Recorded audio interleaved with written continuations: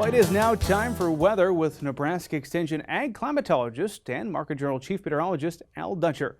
Well, Al, we talked about storms we saw over the past week a little earlier here in the program. As we look to the week ahead, what are you watching for? Well, Bryce, we have seen an active weather pattern over this last week, and probably the worst of the activity was Tuesday and, of course, Thursday. And Tuesday's results in terms of severe weather reports across the state, at least 87 hail reports and 65 wind reports. We're still getting the data on the event on Thursday. Nevertheless, we were a little bit warmer than the models were indicating. That allowed for more severe weather development instead of more stratiform rain being in the cooler side of the front.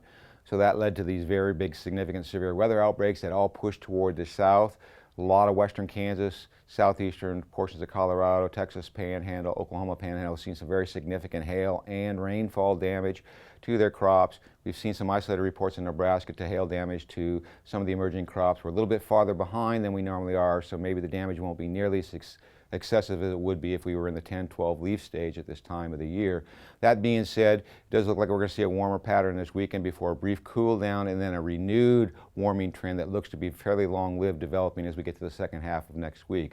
As we go to the upper air miles, the first thing I'll draw your attention to is we have this ridge to the southwest that's going to be building toward the north as the weekend progresses. So we're going to see temperatures in the 90s across the southwestern part of the state, and we're going to be looking at probably the mid to upper 80s across the northeast part of the state. Low pressure at the surface in southeastern portions of Minnesota will carry the precipitation band toward our northeast. We're going to be fairly high and dry. Now, as we get into Sunday, we see the ridge building in, but a little piece of energy is going to try to move around the edge of that ridge, and that may bring some precipitation to portions of northern and eastern Nebraska as low pressure sets up in southwestern Kansas. The models are having a difficult time with the placement of this precipitation, but the best bet is the eastern one-third of the state. Now on Monday, this trough starts to progress in, so we'll start to see a cooling trend across the western part of the state with low pressure at the surface. In southeast Nebraska, we're probably going to be looking at temperatures in south central Nebraska basically in the mid to upper 90s, maybe even some low 100s. There is a chance again for scattered shower activity on Tuesday. The front starts to move across the northern plains. Still going to leave southeast Nebraska in the very warm sector. We should make it up into the low to mid 90s.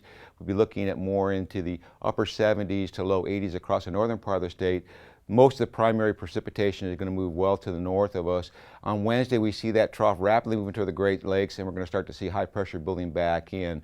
So our temperatures are going to start to take a little bit of a rebound, particularly across western Nebraska, where we'll return back into the 80s. Now, there is a weak cool front that is trying to move through the state, but it doesn't look like it's going to be anything significant. And then we see this big bubble starting to build up, and this is where the heat starts to come in earnest. Low pressure over northwestern Kansas is more of a thermal low. We're not expecting much in the way of any significant moisture with this system, but we are going to see very hot temperatures as we return back to the 90s. And as we go into the day on Friday, we see that ridge building all the way up into South Dakota. It looks like we could be looking at some triple-digit heat, particularly across the southwest and south central part of the state, as we're basically void of any precipitation, as most of it will stay up into the Pacific Northwest. If we look even farther, the CPC, the Climate Prediction Center, indicates that that ridge will hold in place somewhere between the 22nd and 23rd before it starts to break down. So well above normal temperatures, primarily 90s into the low 100s is going to be a common feature. And in terms of precipitation, with that ridge in place, we wouldn't expect much in the way of any moisture.